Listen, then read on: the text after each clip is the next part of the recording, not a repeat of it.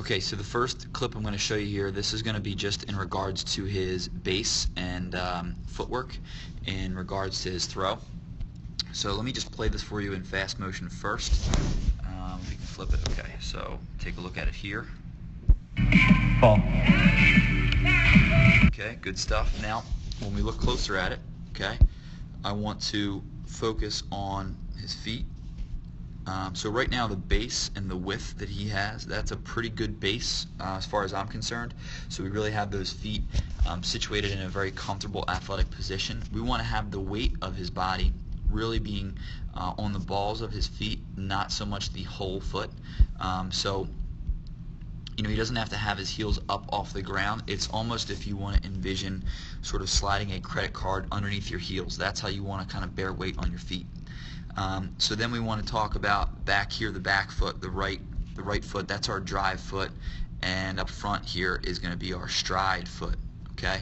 I also referred to that as the GPS when we were at our session. Okay.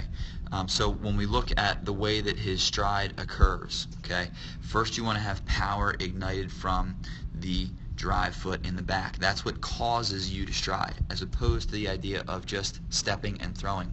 You want your throw to be an explosive movement with power coming off of your drive foot and drive leg and drive knee specifically.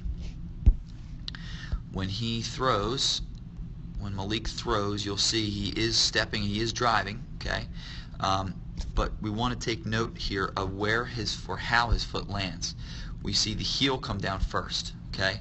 When the heel lands first, we see sort of a chain reaction of things, okay? We talked about trying to stay behind that front foot as we throw. When he lands on the heel, your body will naturally roll forward onto the foot. See that rolling action? And when that occurs, if you look at his knee, that begins to bend forward. Okay, and now his stride, because he already had a pretty wide base, he's now taken a stride and actually gained ground.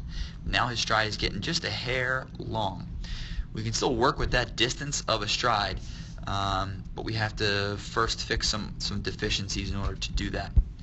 And what you'll see is as he takes that stride and rolls on that front foot, now his back leg is basically extended. He's not getting the kind of drive and push out of that back leg that we're hoping for, because he has now pushed his body weight up onto the front foot. So essentially you're throwing from on top of your foot. Okay, so if I kind of connect this line here, he's now making that release directly over. His body weight is on top of the foot. We want to see him make that throw from behind his foot, okay? And that will make a little bit more sense as we move further through this. So in looking at his lower half, he's not starting off in a bad place, but we want to think about this as an explosion, and you want to land on the balls of your foot.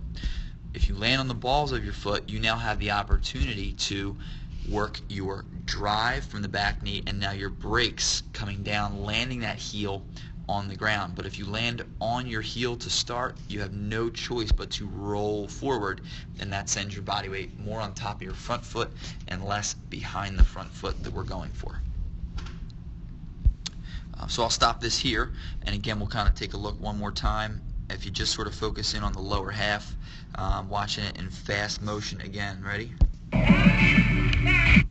While it looks like an explosive movement, we can maximize our efficiency even more by understanding this stuff I'm talking about and starting to put that into place. Okay.